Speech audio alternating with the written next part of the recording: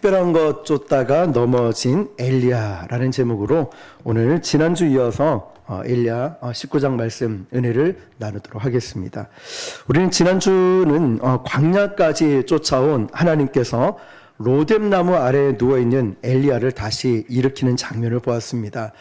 지난주 우리가 사진을 보았듯이 그 로뎀이라는 나무는 쌀이과의 나무였죠. 그리고 키가 그렇게 크지 않는 나무였습니다. 거기는 그늘은 거의 찾아보기 힘들고 사람이 누워서 쉴 만한 그런 곳은 아니었습니다. 그런데 이 로뎀이라는 나무를 통하여서 보여주고자 하는 것은 무엇이었죠? 엘리야야, 너의 영적 상태가 바로 이와 똑같다 알려주는 거예요. 볼품없고 쉴만한 곳도 아닌 이 쌀이과였던 이 로뎀 나무 안에서 누워있는 엘리야를 다시 하나님은 이렇게 세워주시죠. 뿐만 아니라 하나님은 이 엘리야를 끝까지 추적하시는, 포기하지 않고 하나님의 열심으로 끝까지 추적하시는 하나님의 모습을 보았습니다. 이런 엘리야에게 떡과 물을 제공하면서 우선 지친 육체를 회복시키고 일으켜 세워주십니다. 그런데 이 표현은 사실 17장에 이미 암시하고 예고되었던 내용들입니다. 우리 17장에 보면은 엘리야를 그릿 시내가에서 숨기셨죠. 그리고 하늘 날아다니는 새를 통해서 그를 먹이시고, 또 정말 먹을 것이 없어 이거 밀 조금 있는 거 가지고 먹고 죽고자 하는 그 사르밧 과부의 집으로 옮겨서 한 끼 음식밖에 되지 않는 이 아주 절실한 이 여인을 통하여서 엘리야를 먹을 것을 공급해 주는 것을 보았습니다. 이런 암시를 통하여서 오늘 똑같은 이 현황들이 광야에서 재현되고 있는 것을 우리가 보았습니다. 그렇다면 하나님께서 지금 이 엘리야의 심정, 그리고 하나님의 의도가 조금 어긋나고 있는 것을 우리는 좀 눈치챌 수 있어야 돼요. 뭐냐면 지금 하나님은 먹이시면서 엘리야를 어떻게든 일으켜 세우려고 하는데, 제 엘리야의 마음은 자꾸 엉뚱한 곳으로 가고 있다는 사실이죠. 엘리야는 쉽게 얘기해서 선지자의 직무를 이제 그만 내려놓겠습니다. 나는 이제 사임하겠습니다. 사직서를 제출한 것과 똑같은 이런 심정인 거예요. 자, 이 행로에서 사실 이것도 모순이라고 했죠. 지난 시간 우리가 보았지만 이세벨이 뭐라고 합니까? 엘리야를 이제 다 죽이겠다라고 말을 하죠. 내일 이맘때쯤 되면 너도 저 사람과 똑같이 될 것이다 이야기를 했습니다. 죽이겠다는 위협이었죠. 그래서 도망을 갔다면, 이 도망을 갔다는 건, 그 얘기를 듣고 도망을 갔다는 뜻이 뭘까요? 살려고 도망갔을까요? 아니면 정말 죽으려고 도망을 갔을까요? 살려고 도망을 간 거죠. 만약 이세벨의 위협에서 엘리야가 정말 죽고자 하는 마음이 있으면은 왜 도망을 갑니까? 그냥 거기서 죽으면 되지. 뭐 맞짱을 뜨든지 아니면 어떤 방법으로든. 그런데 지금 주랭랑을 치고 있거든요.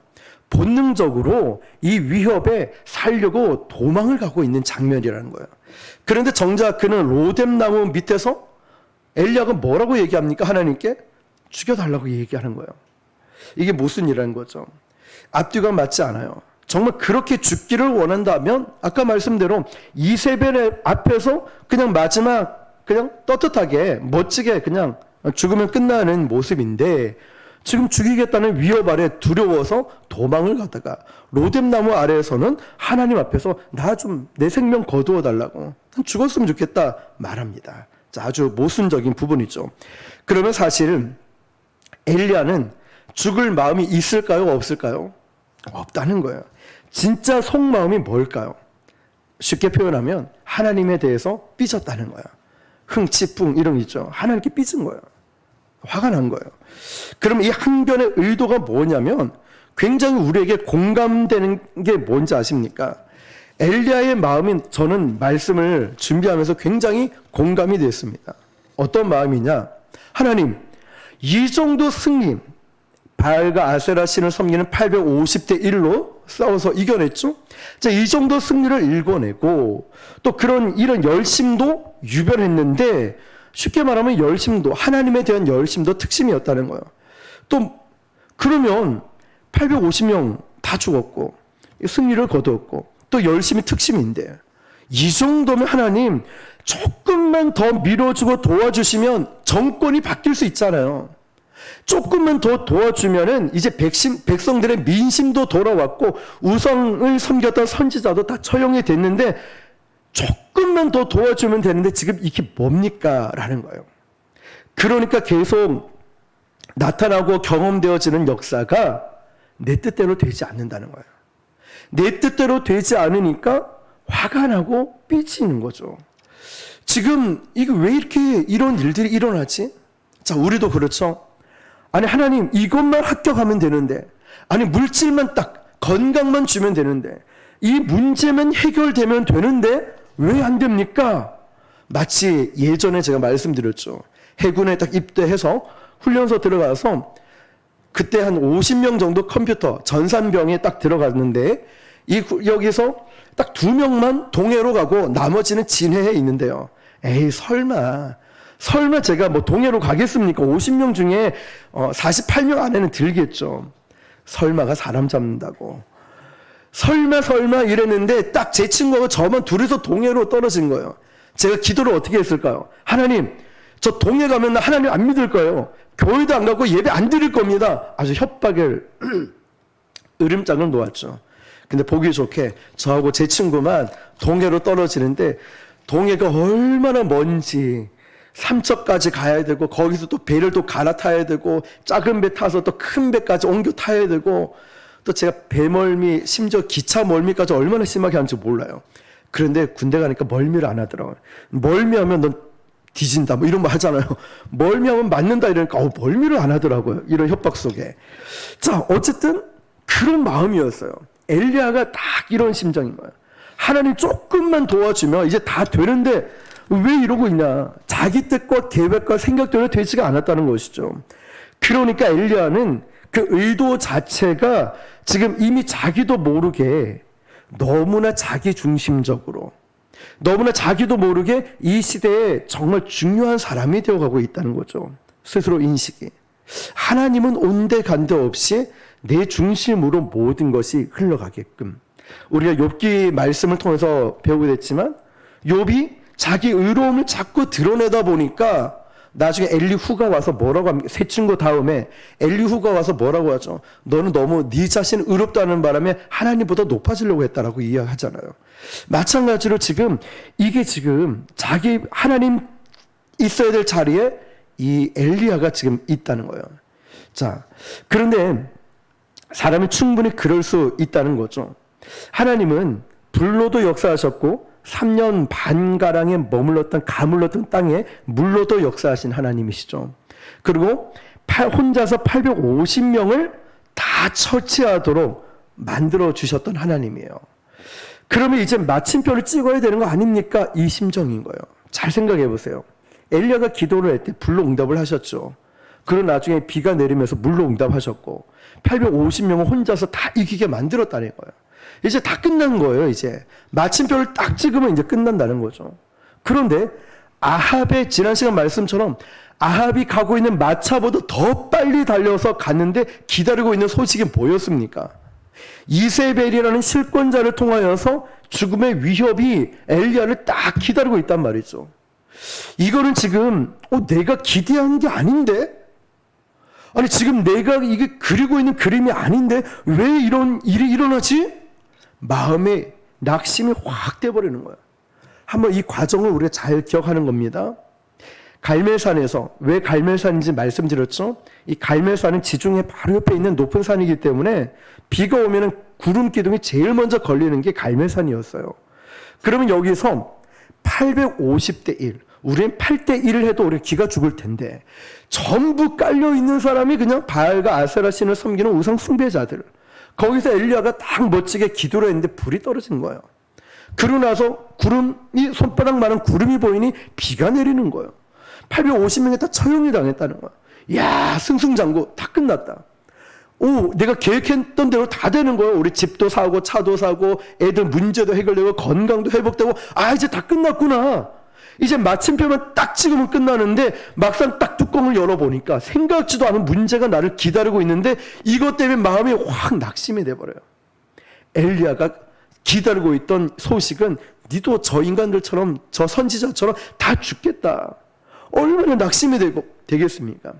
여기서 엘리야는 마음이 확 무너져 내렸어요. 다 됐는데, 다 끝났는데, 아니 하나님 왜 나에게 이러십니까? 마음에 막 서운한 마음이 드는 거예요. 낙심이. 그래서 광야길로 들어가서 사실은 이 광야로 가면서 죽으려고 들어가는 것이 아니라, 도망간 것이 아니라 살기 위해서 도망간 거죠. 근본적인 더 깊은 뜻은 뭐냐? 하나님에 대한 서운함, 하나님에 대한 원성, 하나님에 대한 항변이 그 마음속에 자리 잡고 있는 거예요. 그래서 이제 나는 이 사역자로서는, 선지자로는 여기서 끝이구나, 나는 여기까지입니다 하나님, 이제 스스로 포기하겠다는 거예요. 저를 이제 선지자로 부르지 마세요. 나는 이제 하나님 일 안 합니다. 이런 거죠. 그리고 쉽게 얘기하면 이제 엘리야는 사직서를 딱 꺼내놓고 하나님 앞에 딱 제출한 겁니다. 그런데 그 1년을 하나님은 두들겨주고 다독거려주면서 또 떡을 먹여주고 물을 먹여주면서 이렇게 세워주셔요. 얼마나 은혜가 됩니까? 그리고 먹여줘요. 그런데 엘리야는 다시 누워요. 잠을 잔 게 아닙니다. 무슨 말일까요? 지난주 말씀드렸죠. 하나님 앞에 지금 삐져 있는 거예요. 화가 난 거예요. 보통 피곤하면 잠을 자야 되는데 그 전 우리 지난주 말씀 보면은 엘리야가 먹고 누워서 잠을 잤다는 표현이 없어요. 하나님께 삐져 있다는 거죠. 여전히 그냥 누워서 팔베개 하면서 그냥 이제 하나님께 애들처럼 투정 부리고 있는 거예요. 나 안 할 거예요, 하나님. 나 교회 안 갈 거예요. 예배 안 드릴 거예요. 나 이제 헌신 안 할 거예요. 나 이제 주의 일 안 할 겁니다. 하나님 혼자 알아서 다 하세요. 하나님 혼자. 난 여기까지 할랍니다. 이렇게 된 거죠. 자, 그러면 이제 그 다음부터 한번 흐름을 볼게요. 6절에서 8절입니다. 시작. 본즉 머리맡에 숯불에 구운 떡과 한 병 물이 있더라. 다시 누웠더니 여호와의 천사가 또다시 와서 어루만지며 이르되 일어나 먹으라. 내가 갈 길을 다 같이 못할까 하노라 하는지라. 이에 일어나 먹고 마시고 그 음식물에 힘을 의지하여 40주 40야를 가서 하나님의 산 호렙에 이르니라. 아멘. 자, 지금 어디서부터 출발했냐면 다음 페이지 지도를 한번 보여주세요. 이것도 글씨가 좀 작죠? 자, 위에 있는 데가 어쨌든 브엘세바입니다. 남쪽 지방. 그리고 화살표를 따라 내려오면 호렙산, 하나님의 산 호렙산, 신의 산 제벨 무사 발했던 신의 산이에요. 자, 호렙산. 그러면 이 지도를 보면서 어쨌든 글씨는 잘 안 보이지만 저 위에 있는 지역이 우리가 모세오경 공부하신 분들은 잘 아실 거예요. 브엘세바 위쪽이 남유다. 그리고 올라가면 북이스라엘. 그리고 저 지중해 보이는 저쪽에 보면은 이제 갈멜산이라는 지역이에요. 그러니까 엘리야는 지금 계속해서 내려와서 브엘세바까지 왔다가 또 시내산 호렙산까지 내려온 거예요. 자, 그러면 브엘세바에서 호렙산까지의 거리가 몇 킬로라고 되어 있죠? 60에서 70km. 학자들은 절대 70km는 넘지 않는다라고 합니다. 그러면 우리가 여기서 생각해 볼 것은 40주 40야가 걸릴 만한, 계속 지도 띄워주시고요. 40주 40야가 걸릴 만한 거리일까? 절대 그렇지 않아요. 40일이 걸리지 않는다는 거예요. 그러니까 일반적으로 걸어가서 또 절대 그렇게 걸리지 않아요. 그러면 60km까지는 며칠 걸릴까요? 제가 계산을 해보니까요, 넉넉 잡아 그냥 쉬었다가도 이틀이면 60km는 갈 거리예요. 제가 여기 저희 집이 안락동이니까 두실까지 얼마나 거리가 되냐면 걸어가니까 4km예요. 4km면 2시간이 걸렸어요. 그래서 한번 교회까지 왔다 일 보고 또 걸어서 온천천을 가니까 8km, 4시간이 걸리더라고요. 그러면 이런 시간이 걸려요. 8km, 그 4시간. 자, 이런 시간이 걸려서 그럼 60km가 어디까지인가 계산을 해보니까요, 여기 저희 교회에서 밀양까지가 딱 60km 돼요. 대구까지는 80km 좀 넘고. 자, 그러면 우리가 밀양까지 걸어간다 치면은 그래도 쉬었다 가고 이렇게 좀 쉬었다 가고 이렇게 해도 이틀이면 충분히 갈 수 있는 거리였다는 거죠. 그런데 60km라도 계산을 해보면 16시간 쉬지 않고 가면은, 아무리 걸려도 하루 조금 넘으면 도착할 수 있는 길을 성경에서는 며칠 걸렸다고 했죠? 40일, 40주, 40야. 너무 오래 걸렸어요. 그럼 뭘 연상이 될까요? 어떤 그림이 여기에 감춰져 있을까? 한번 생각해 보세요. 이스라엘 백성들이 홍해를 건너서 하나님이 원래 의도했던 가데스 바네아 길을 이 걷는 날을 신명기 1장에 보면 10하룻길이라는 표현이 있습니다. 그런데 그 다음에 보면은 이 백성들이 얼마나 걸렸냐? 가데스 바네아까지 40년이 넘게 걸린 거예요. 40년. 우리가 민수기 때 배웠잖아요. 40년. 자, 그러면 10하루면 들어갈 수 있는 길을 40년이 걸렸다. 이 비교 수치죠. 이걸 그러면 어떻게 말하냐면 방황했다, 방탕했다 라는 표현이 들어가는 거예요. 지금 엘리야는 브엘세바에서 출발해서 호렙산까지 60-70km 이틀이면 갈 수 있는 시간으로 안 쉬고 가면 16시간이면 천천히 걸어도 갈 수 있는 거리예요. 그런데 40주, 40년은 너무 심한 거리라는 거죠. 그러면 어떻게 갔다는 얘기일까요? 생각해 보세요. 브엘세바에서 호렙산까지 열심히 부지런히 갔다고 말을 할까요? 아니면 번민과 갈등과 고민 속에서 갈까 말까 방황하다 세워라 내워라 걸어갔을까요? 어떤 심정으로 갔을까요? 번뇌하고 번민의 어떤 고민에 헤매이고 고민과 걱정 속에서 호렙산까지 갔다는 말인 거예요. 엘리야가. 그런데 문제는 오늘 첫 번째 가장 중요한 화두인데요. 호렙산까지 가는 이 시내산, 여기까지 간 길이 하나님이 의도하신 길일까요? 엘리야가 작정해서 간 길일까요? 엘리야가 작정해서 간 길이죠. 우리 13절 한번 읽어볼게요. 시작. 엘리야가 듣고 겉옷으로 얼굴을 가리고 나가 굴 어귀에 섬에 소리가 그에게 임하여 이르시되 엘리야야 네가 어찌하여 여기 있느냐? 하나님이 보내셨으면 네가 왜 거기서 나와? 이런 말 할 이유가 없죠. 하나님이 보내셨으니까. 근데 엘리야 왜 거기서 나와? 하나님이 보내셨다는 뜻이 절대 아니라는 거예요. 그러면 갈멜산에서부터 브엘세바에서부터 호렙산까지 내려오는 모든 여정들이 하나님이 의도한 것이 아니라 엘리야가 주도해서 내려왔다는 거예요. 그러면 네가 어찌하여 여기 있느냐? 히브리어 원문을 보니까요. 이것은 사람을 뜻하는 게 아니라 장소를 의미한다는 거예요. 네가 어찌하여 여기 있느냐? 이건 하나님이 몰라서 묻는 게 아니에요. 무슨 뜻이냐면 너는 지금 여기 있어야 될 사람이 아닌데 너는 지금 다른 곳에 있어야 될 사람인데 왜 여기 있냐? 이 말이에요. 네가 있어야 될 자리가 여기 아니라는 거죠. 자, 그런데 이 말이 또 어디서 나오냐면 우리 다음 9절을 보니까요. 같이요. 시작. 여호와의 말씀이 그에게 임하여 이르시되 엘리야야 네가 어찌하여 여기 있느냐. 자, 두 번째 등장하죠. 9절에도 나오고 좀 전에 13절. 두 번이나 똑같은 말씀이 등장합니다. 항상 성경에는요.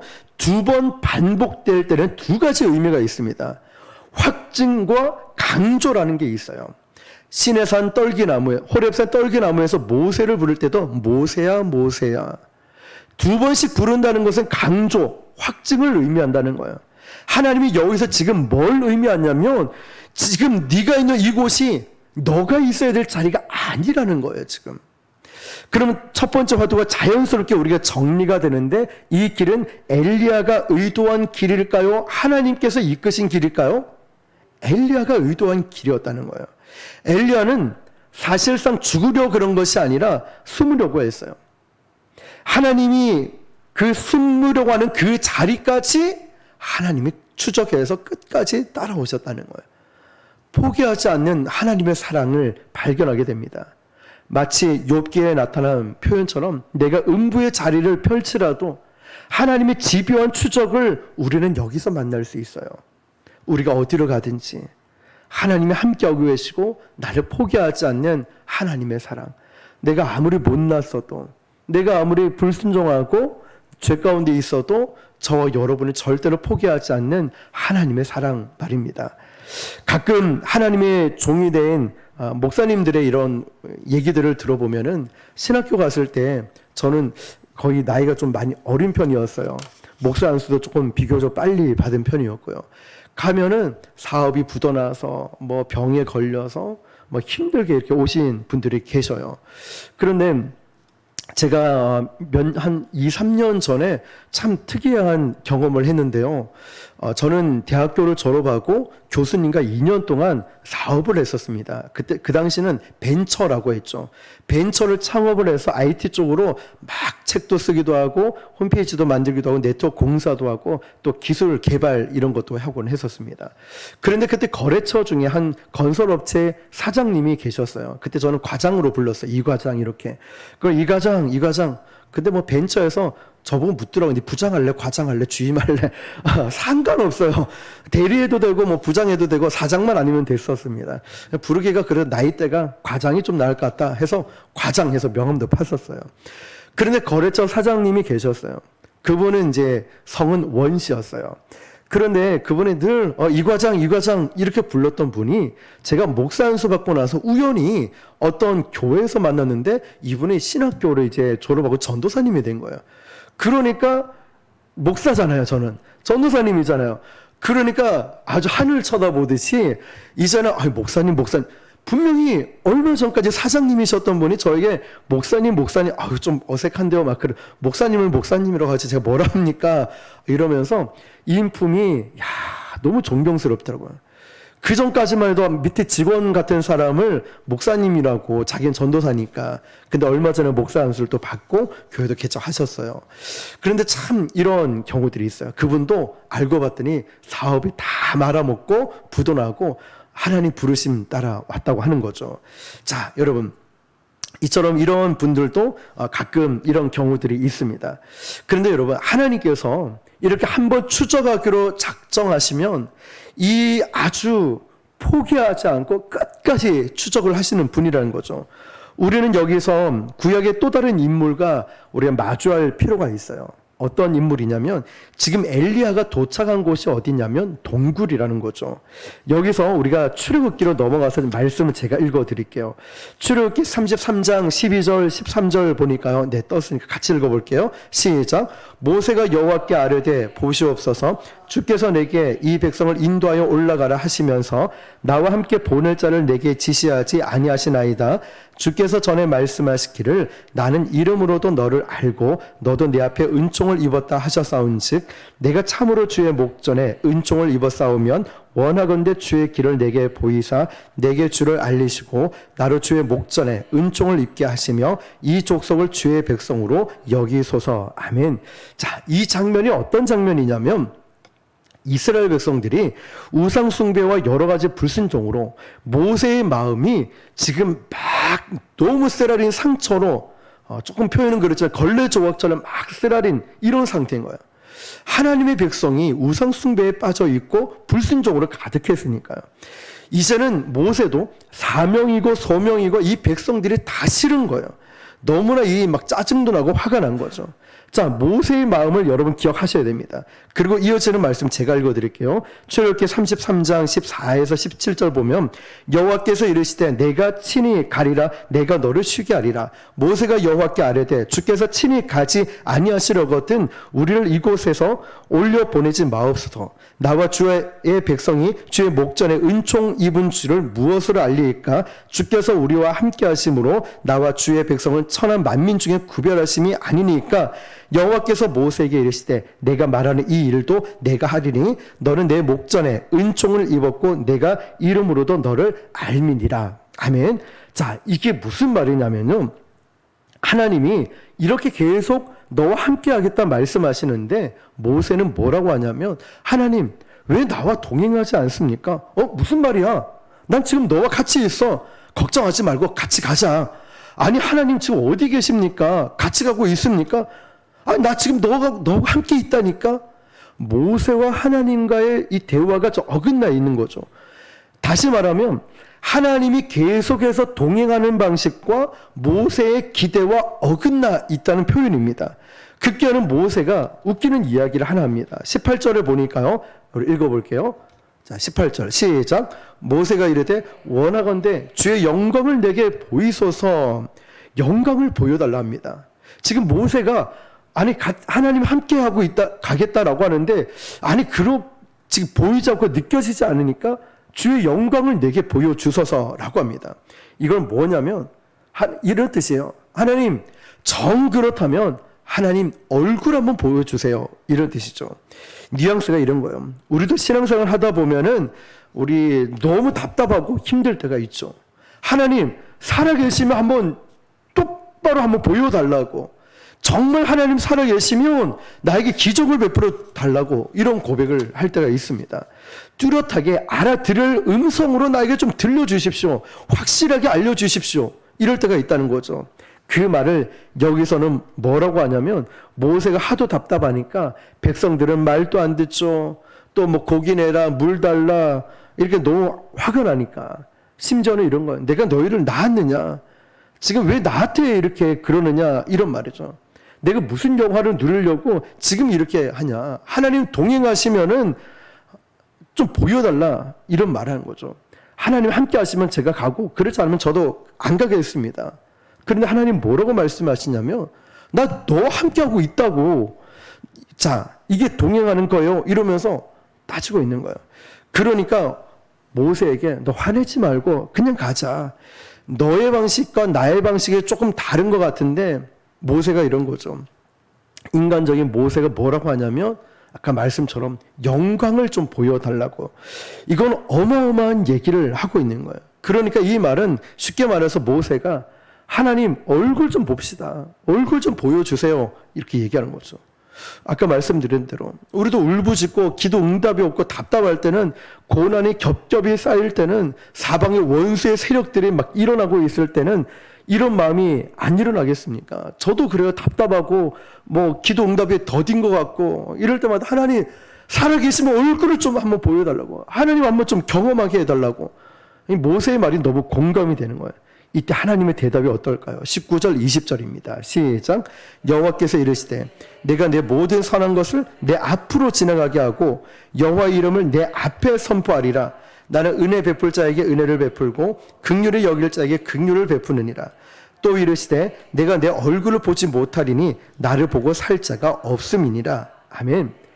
그러니까 영광을 보여달라는 것은 얼굴을 보여달라는 뜻인데, 얼굴을 보게 되면 다 죽는다는 거예요. 너무 답답하니까 야 모세야 넌 내 얼굴 보면 죽어, 그런 말 하지 마. 그러면서 21절에 이렇게 말씀하시죠. 시작. 여호와께서 또 이르시기를 보라 내 곁에 한 장소가 있으니 너는 그 반석 위에 서라. 아멘.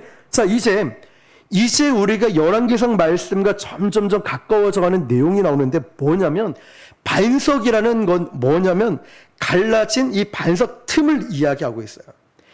반석은요, 반석이 갈라진 틈이에요. 이 갈라진 틈이 뭐냐면 동굴이라는 거죠. 여기 반석은 갈라진 바위 틈 사이를 의미하고 있는 거예요. 엘리야가 지금 서 있는 동굴과 같은 의미를 하고 있죠. 자, 22절입니다. 시작. 내 영광이 지나갈 때 내가 너를 반석 틈에 두고 내가 지나도록 내 손으로 너를 덮었다가, 자, 모세를 지금 어디에 둔 거죠? 반석 틈. 자, 동굴에 숨겨둔 거예요. 그러면서 손으로 덮었다는 거죠. 자, 이 말 뜻이 뭘까요? 우리 아까 불렀던 찬양, 오 놀라운 구세주 예수 내 주. 자, 이 찬양 가사를 우리 한번 봐요. 참 이 와닿는 이 부분들이 있죠. 오 놀라운 구세주 예수 내 주 참 능력의 주시로다. 큰 바위 및 안전한 그곳으로 내 영혼을 숨기시네. 메마른 땅을 종일 걸어가도 나 피곤치 아니하며 저 위험한 곳 내가 이를 때면 큰 바위에 숨기시고, 그 다음에요 주 손으로 덮으시네. 아멘. 주 손으로 덮으시네. 이게 참 은혜가 되지 않습니까? 하나님 얼굴을, 너 내 얼굴 보면 죽어. 그래서 바위 틈에 숨어 있어. 그리고 주님이 그 손으로 덮어주시는 거예요. 내 얼굴은 보지 못할 거라고. 큰 바위에 숨기시고 주 손으로 덮어주시는 모습. 그리고 23절에 이렇게 말씀하죠. 시작. 손을 거두리니 네가 내 등불을 볼 것이요 얼굴은 보지 못하리라. 하나님은 등은 보여주신다는 거예요. 그리고 성경에 보니까 어떻게 지나갔냐 돼 있냐면 앞서 지나갔다고 하는 거예요. 앞서서. 우리 19절 다시 읽어볼게요. 시작. 여호와께서 이르시되 내가 내 모든 선한 것을 내 앞으로 지나가게 하고 여호와의 이름을 내 앞에 선포하리라. 나는 은혜 베풀 자에게 은혜를 베풀고 긍휼히 여길 자에게 긍휼을 베푸느니라. 아멘. 하나님의 앞에서 지나간다는 거예요. 그러면 우리는 하나님의 등을 어떻게 본다는 뜻일까요? 하나님이 지나가는 그 발자국을 따라 순종하고 쫓아가면서 뭘 보고 간다고요? 하나님의 등을 보고 가는 거예요.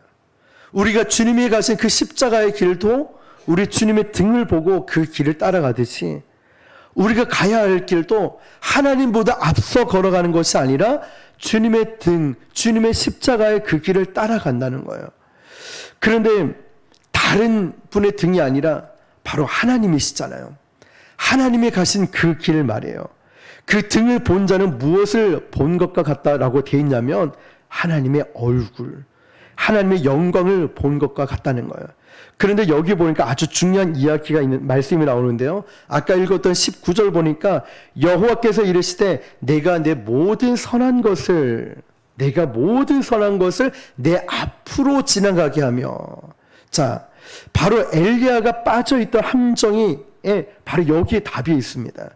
엘리야는 지금 하나님의 사역, 하나님의 일을 한다고 하면서 누구보다 앞서가고 있을까요? 하나님보다 앞서 있는 거예요.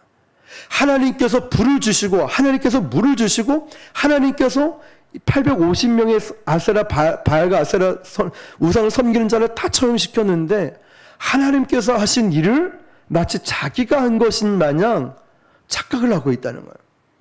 엘리야는 지금 하나님의 일을 한다고 하면서 누구보다 앞서고 있냐면 하나님보다 앞서 있다는 것이죠.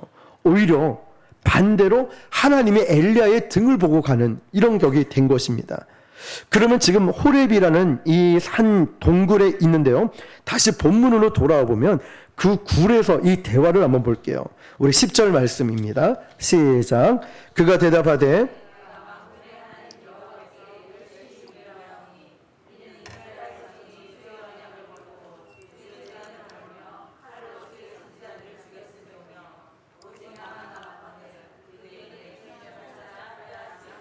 아멘.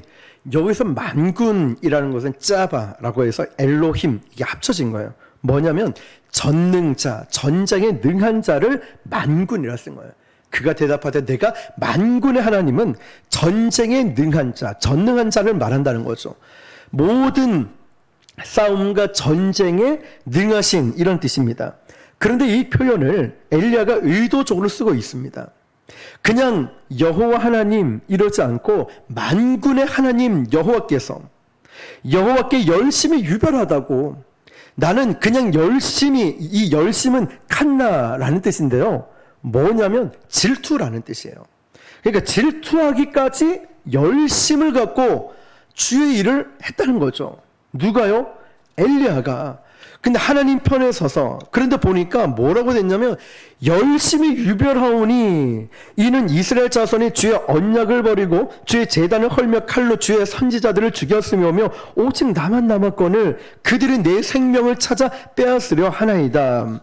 자, 이 말씀에 엘리야의 본심이 드러났습니다. 하나님, 나 대충 살지 않았다고요. 내가 교회 다닌 지 신앙생활 한 지 몇십 년 됐는데 저 대충 살지 않았어요. 저 사역할 때 딱 정리를 해보면 이 한 몸 다 바쳐서 이 열심 칸나라고 했죠. 질투가 날 만큼 저는 열심히 했다고요. 그런데 조금만 더 하면 다 되는 거 아닙니까? 근데 하나님, 결과적으로 이게 뭡니까? 나를 죽이려고 한다니요. 결과적으로 이게 뭡니까? 자, 그런데 이제 그 유명한 장면이 등장합니다. 11절, 12절. 시작.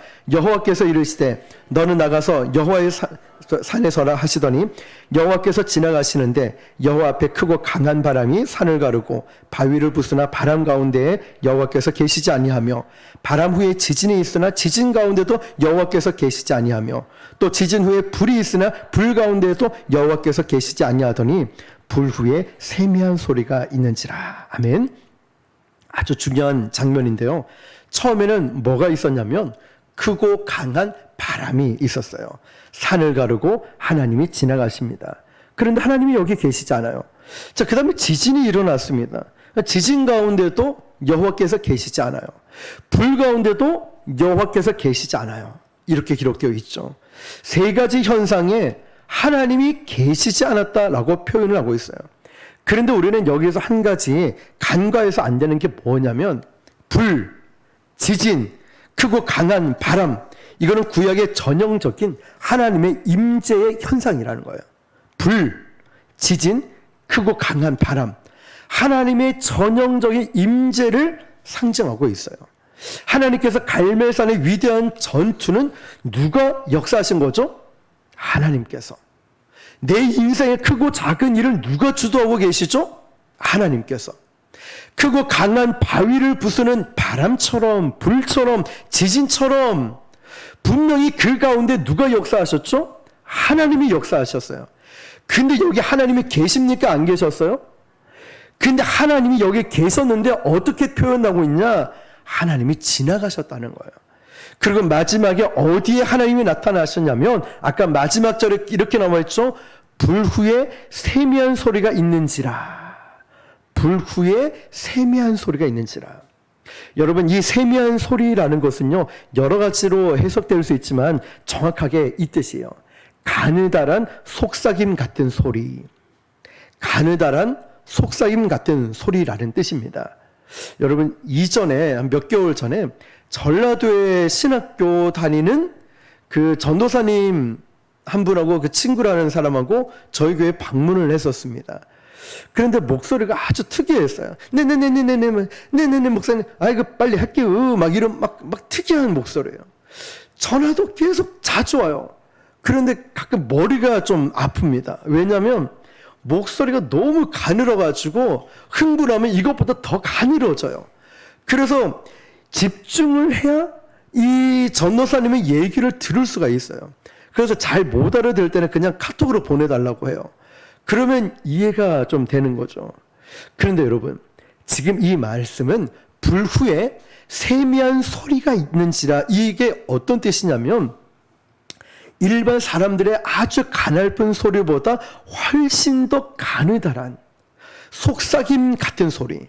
그런데 이 소리가요, 시끄러우면 들릴까요? 안 들릴까요? 안 들려요. 집중하지 않으면 일단은 안 들립니다. 불 후에 세미한 소리는 아주 가느다라고 아주 조용한 소리이기 때문에 우리가 소리가 커지거나 시끄럽거나 이러면은 들리지 않는 소리예요.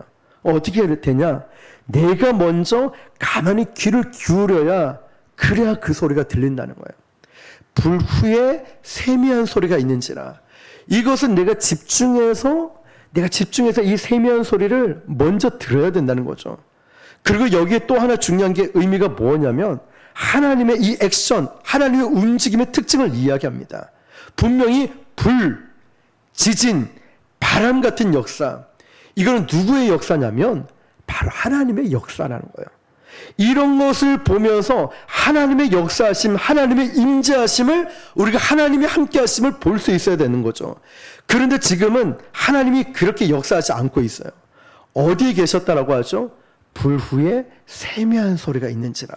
하나님은 불 가운데 역사하셨고, 물 가운데 역사하셨고, 지진으로 역사하셨고, 이렇게 크고 강한 바람같이 역사하셨어요. 그 이후에는 불 후에 세미한 소리가 있는지라 라고 말씀하시는 거예요. 자, 가느다란 속삭임 같은, 가만히 귀 기울여야지만이 들을 수 있는 그런 소리로 임재하신다는 거예요. 과연 이 극적인 두 그룹의 현상을 통해서 하나님은 이제 우리에게 뭘 말씀하고 싶을까요? 하나님의 임재하심? 자, 어떤 것을 말씀하실까요? 우리가 여기서 기억해야 될 사람이 바로 오바다라는 인물이에요. 엘리야와 오바다.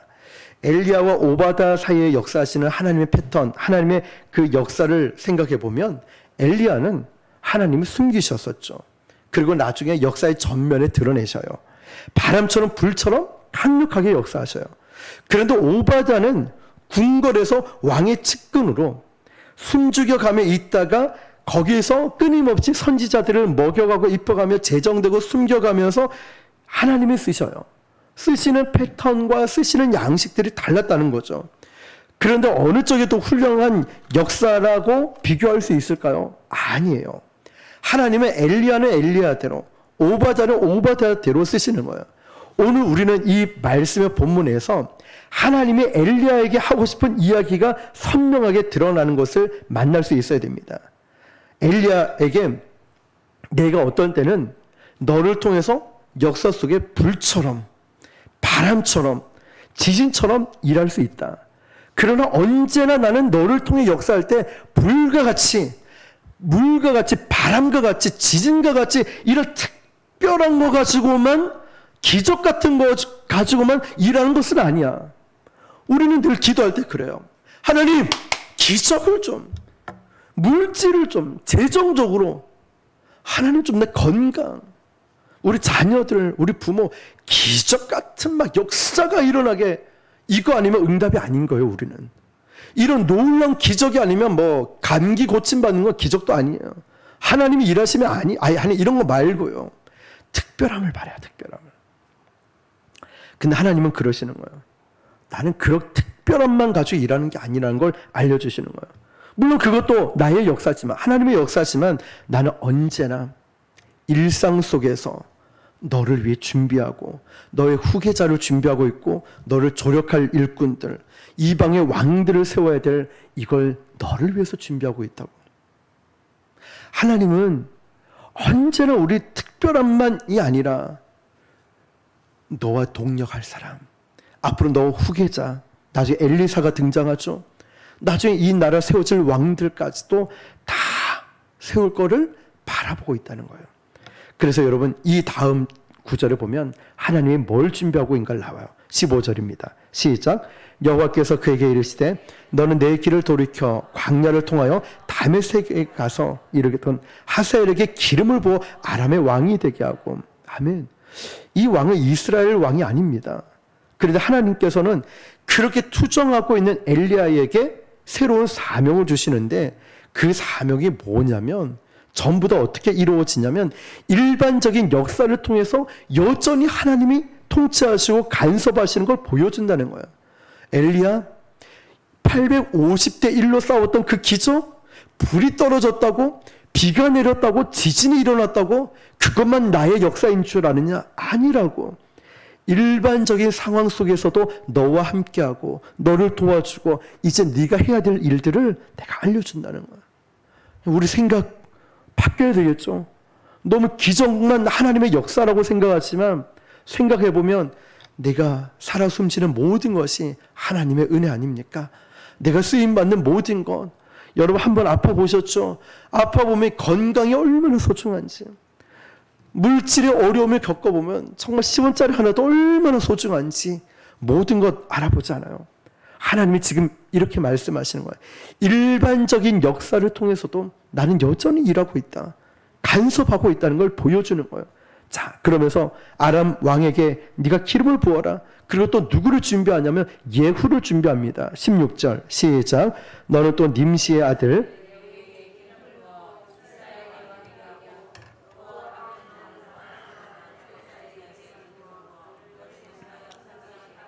아멘. 지금 엘리야는요 들어 누워서 사직서를 딱 던져놓고 하나님 나는 이제 뭐 사명이고 소명이고 난 끝났습니다. 완전히 막가파 이제 그만둘 사람이 뭐 이것저것 회사 형편 고려하지 않잖아요. 그냥 다 내팽개 치고 있는 엘리야에게 하나님은 찾아가서 다시 새로운 사명을 주셔요. 불 같은, 지진 같은, 바람 같은 강력한 어떤 기적 같은 사역으로 새로운 임무를 주시는 게 아니라 일상 속에서 그를 협조하고 이제 협력하고 일을 할 수 있는 동력자를 붙여주시는 거예요. 그런데 그들이 전부 어떤 사람들이냐면 하나는 이방의 왕이고요, 또 하나는 예후이고 엘리사입니다. 우리가 잘 알고 있는 엘리사의 출신을 뭐라고 되어 있냐면 아벨 무홀라의 사밧의 아들 엘리사에게. 아벨 무홀라는 뭔 뜻이냐면 포도주 밭이라는 뜻이에요. 여기가 또 뭐 하는 곳이냐면 에이야 디야 춤추고 노래하는 곳이에요. 술 마시고. 그게 바로 이름도 어려워요. 아벨 무홀라. 예, 요즘 아파트 이름도 굉장히 어렵게 짓죠. 시어머니 못 찾아오게 한다고. 자, 어쨌든 여기도 아벨 무홀라 포도주 밭인데 여기서 막 춤추고 노래한다는 뜻이에요. 자, 거기서 또 누굴 불렀죠? 엘리사를 불러내요. 후계자로 세우는 거예요, 하나님께서. 근데 엘리사는 부자였습니다. 소가 몇 결이었냐면 12결이라고 합니다. 지금 밭에서 쟁기질하고 있는 일상에서 엘리사를 불러냅니다. 그러니까 여러분, 이런 겁니다. 이제 하나님은 엘리야에게 막 불처럼, 바람처럼, 지진처럼 이렇게 역사하는 패턴이 아니라, 특별한 환경이 아니라 늘 우리가 일상에서 부딪히고 있는 애매하고 뭔가 명확한 답이 없는 이런 현실 속에서 하나님이 거기에서 엘리야를 통해서 사역에 눈을 뜨게 만들고 새로운 임무, 사명을 주셨다는 거예요. 과거 우리 교회가, 또 저와 여러분들이 정말 바람처럼, 지진처럼, 불처럼 역사하셨던 그런 때가 있지 않았습니까? 막 기도할 때 역사가 나타나고, 손을 얹고 기도하니까 병든 자가 고침받는 그런 역사들, 막 여러분이 섬겼던, 이전에 어렸을 때부터 섬겼던 그런 교회에서도 막 일어나지 않았습니까? 그런데 우리가 그것만 바라보니까 시험이 들어요. 하나님의 기적은 불이 떨어져야 된다 생각하고, 하나님의 뭐 역사하시면 막 순식간에 바뀌어야 된다, 이것만 바라보니까 엘리야처럼 마음이 떨어지는 거예요. 낙심, 마음이 무너지게 되는 거죠. 근데 하나님은 이제는 고요하게 일상에서 어렵고 힘든 상황에서 일을 하시면서 하나님의 일을 펼쳐나가신다는 거예요. 그러니까 아까 출애굽기 33장에서 보여줬듯이 하나님은 앞서 그 역사의 행위를 이끌어 가시면서 모든 선을 이끌어 가셔요. 하나님이 앞서서 가시면서 은혜 베풀 자에게 은혜를 베풀고 축복을 주실 자에게 축복을 주시고, 그리고 우리는 하나님의 등을 보면서 고요히 우리에게 주어진 하나님의 말씀을 붙들고 우직하게 뚜벅뚜벅 순종하면서 걷는 그 순종이 바로 우리 몸속에 다시 배어져야 한다는 거예요. 특별함을 바라보지 말고요. 너무 특별함 때문에 엘리야가 넘어졌어요. 하나님, 불이 떨어져야죠. 비가 내려야죠. 지진이 일어나야죠. 850대 1로 승리를 했던 이런 게 있어야죠. 그래, 지금 이게 뭡니까? 왜 기적이 일어나지 않습니까? 갈멜산에서 호렙산까지 쭉쭉 내려옵니다. 얼마나 그 마음이, 심정이 어떻겠습니까? 그런데 이 이후에 보면 엘리야에게 사명을 주시는 거 보세요. 이방의 왕을 세우고 후계자를 세우면서 하나님은 일상에서 역사하고 계시잖아요. 일상에서. 우리가 이걸 놓치지 말아야 됩니다. 자꾸만 각별하고 특별하고 특이한 것, 이런 것 쫓지 말라는 거죠. 바로 거기에 엘리야가 넘어진 거예요. 그것은 어쩌면 영적인 무서운 교만입니다. 자기도 모르는 사이에, 나도 모르게 하나님의 일에 내가 주역이 되어서 그 하나님보다 앞서 있는 내 모습을 발견하게 돼요. 저도 가끔 그럽니다. 막 손을 얹고 기도하거나 막 어떤 기도를 할 때 역사가 일어나면 꼭 제가 한 마냥, 저는 한 게 아무것도 없거든요. 하나님이 역사하시지 않으면 아무것도 안 되거든요. 교회를 세워나가는 것도, 전도하는 것도, 말씀을 양육하는 것도 하나님이 역사하시지 않으면 아무것도 아니거든요. 근데 교만해서 착각에 빠져 이럴 때가 있다는 거죠. 하나님보다 앞서면 안 된다는 거예요. 모든 일에 주님보다 앞서면 안 됩니다. 이제는 주님의 등, 십자가 그 길을 걸어가면서 엘리야가 자기의 본분을 확인하지 못한 까닭에 쓰임받는 도구일 뿐인데 이걸 깨닫지 못하는 까닭에 그 광야에서 넘어지고 무너지게 된 겁니다. 오늘 이 말씀을 잘 교하시면서 특별함이 아닙니다. 하나님의 일상 속에 역사하십니다.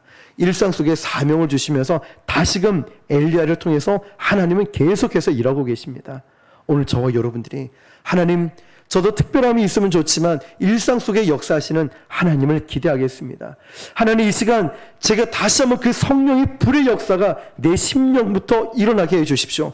어떠한 것들보다 내 안에 그런 불의 역사가 일어나서 하나님, 엘리야처럼 끝까지 쓰임받는 주의 종들 우리 모두가 되게 해주십시오 라고 기도하고 선포하는 저와 여러분 되시기를 주님의 이름으로 축원합니다.